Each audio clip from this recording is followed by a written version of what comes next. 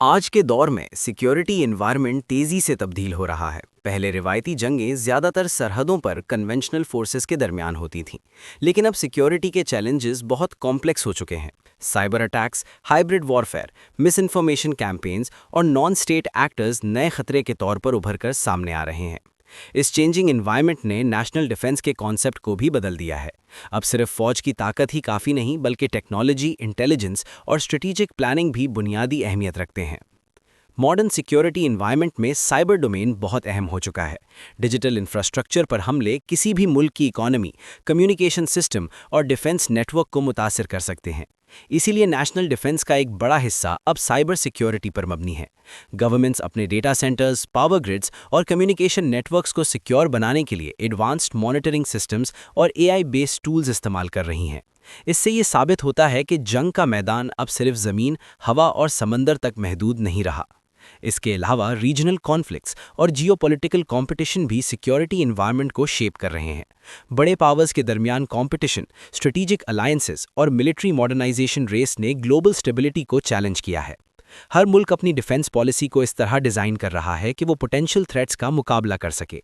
इस सिलसिले में joint military exercises, intelligence sharing और डिप्लोमैटिक इंगेजमेंट भी नेशनल डिफेंस का हिस्सा बन चुके हैं। आर्टिफिशियल इंटेलिजेंस और ऑटोनॉमस सिस्टम्स ने भी डिफेंस को ट्रांसफॉर्म कर दिया है। ड्रोन्स, सर्वेलेंस सैटेलाइट्स और smart defence systems decision making को फास्ट और एक्यूरेट बना रहे हैं।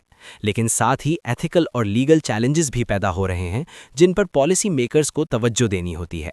इसलिए मॉडर्न डिफेंस प्लानिंग में टेक्नोलॉजी और लॉ दोनों का बैलेंस ज़रूरी है।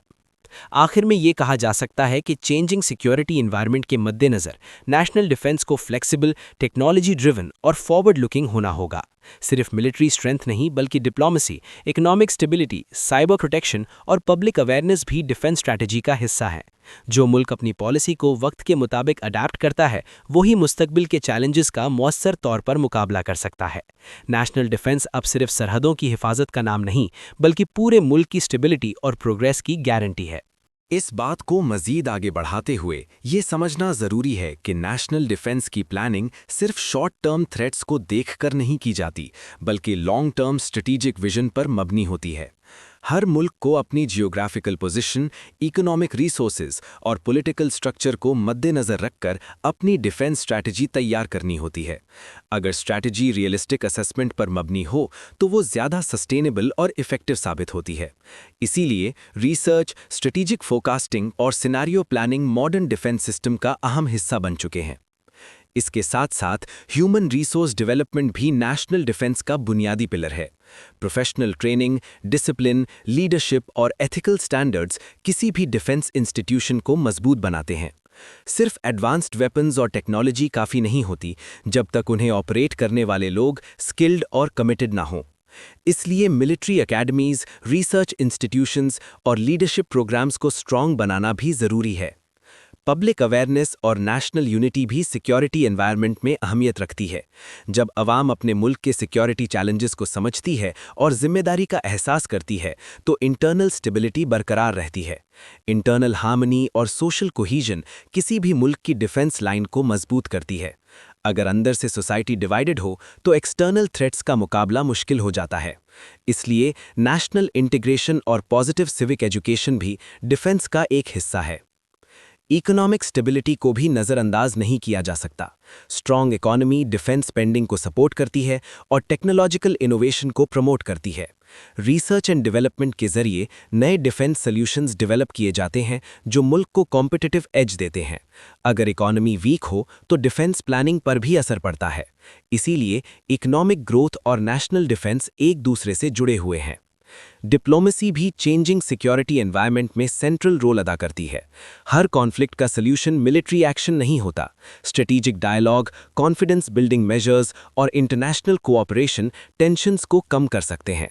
अलायंसेज और पार्टनरशिप से इंटेलिजेंस शेयरिंग और जॉइंट प्रिपेयर्डनेस पॉसिबल होती है। इस अप्रोच से सिक्योरिटी का एक बैलेंस्ड मॉडल डेवलप होता है, जहां हार्ड पावर और सॉफ्ट पावर दोनों का इस्तेमाल होता है। आखिरकार ये कहा जा सकता है कि मुस्तकबिल का नेशनल डिफेंस एक इंटीग्रेटेड सिस्टम होगा, जहां टेक्नोलॉजी, ह्यूमन कैपिटल, इकोनॉमी और डिप्लोमेसी सब एक दूसरे के साथ कोऑर्डिनेट करते होंगे। चेंजिंग सिक्योरिटी एनवायरनमेंट को देखते हुए फ्लेक्सिबिलिटी और इनोवेशन सबसे बड़ी ताकत बनकर उभरते हैं। जो नेशंस प्रोएक्टिव प्लानिंग और यूनिटी के साथ आगे बढ़ते हैं, वो ना सिर्फ अपनी सरहदों की हिफाजत करते हैं, बल्कि अपने लोगों के मुस्तकबिल को भी महफूज बनाते हैं। पॉइंट को मजीद आगे बढ़ाते हुए ये भी समझना ज़रूरी है कि इंटीग्रेटेड नेशनल डिफेंस सिस्टम सिर्फ इंस्टीट्यूशंस तक महदूद नहीं होता, बल्कि पूरी स्टेट मशीनरी का कोऑर्डिनेटेड एफर्ट होता है। Government departments, armed forces, intelligence agencies, technology sector और प्राइवेट इंडस्ट्री सबको मिलकर काम करना होता है। जब कोऑर्डिनेशन स्ट्रांग हो तो रिस्पॉन्स टाइम कम होता है और क्राइसिस मैनेजमेंट ज़्यादा इफेक्टिव हो जाता है। इसीलिए inter agency cooperation modern security framework का बुनियादी हिस्सा बन चुका है। इसके साथ रेजिलियंस का कॉन्सेप्ट भी बहुत अहम हो गया है। रेजिलियंस का मतलब ये है कि अगर किसी मुल्क पर साइबर अटैक, इकोनॉमिक प्रेशर या नेचुरल डिजास्टर आए तो वो जल्दी रिकवर कर सके। इंफ्रास्ट्रक्चर को इस तरह डिज़ाइन करना कि वो शॉक्स को अब्जॉर्ब कर सके एक स्ट्रेटेजिक प्रायोरिटी बन चुकी है। पावर सिस्टम्स, कम्युनिकेशन नेटवर्क्स और ट्रांसपोर्ट इंफ्रास्ट्रक्चर को सिक्योर और बैकअप सिस्टम्स के साथ तैयार किया जाता है ताकि मुल्क की फंक्शनिंग रुक ना सके। इंफॉर्मेशन और नैरेटिव कंट्रोल भी चेंजिंग सिक्योरिटी एनवायरनमेंट में एक नया फ्रंट है। सोशल मीडिया और डिजिटल प्लेटफॉर्म्स पर मिस इन्फॉर्मेशन कैंपेन्स इंस्टेबिलिटी पैदा कर सकती हैं।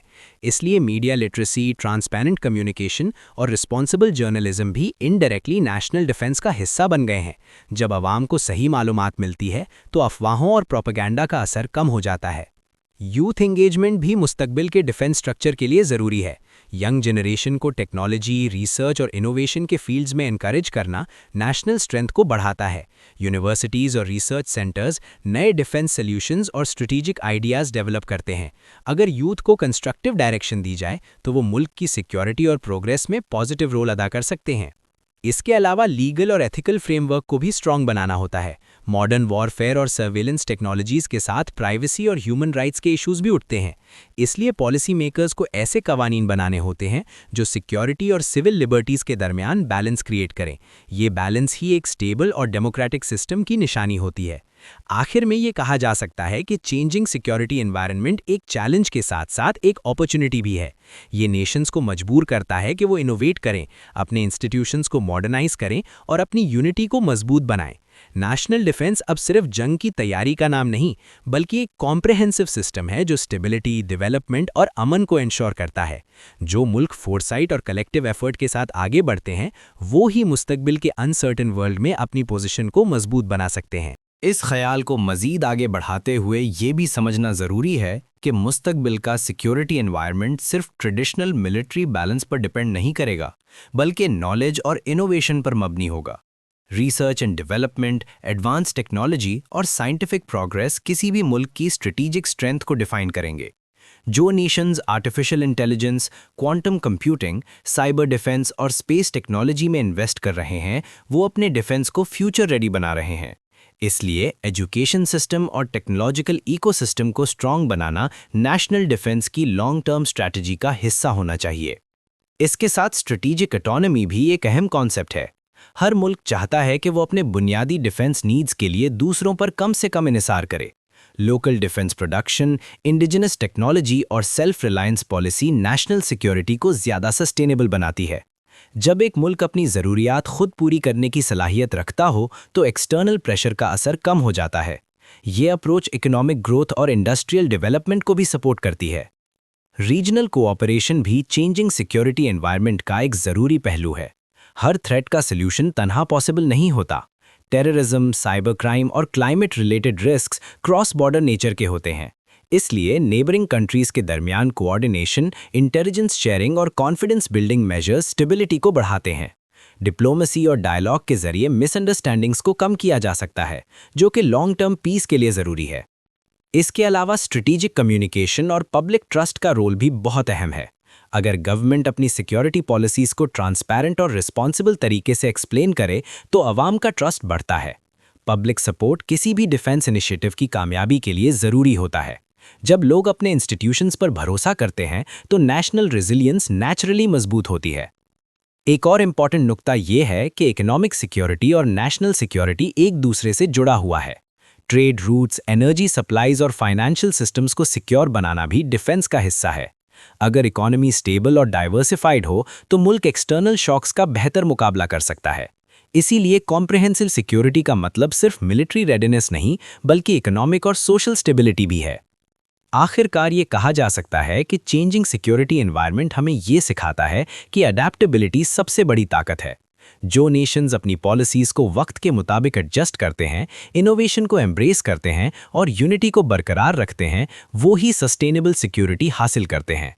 नेशनल डिफेंस एक डायनामिक प्रोसेस है जो हर नए चैलेंज के साथ इवॉल्व होता रहता है। मुस्तकबिल उन्हीं का होगा जो तैयारी, फोरसाइट और कलेक्टिव रिस्पॉन्सिबिलिटी के साथ आगे बढ़ेंगे।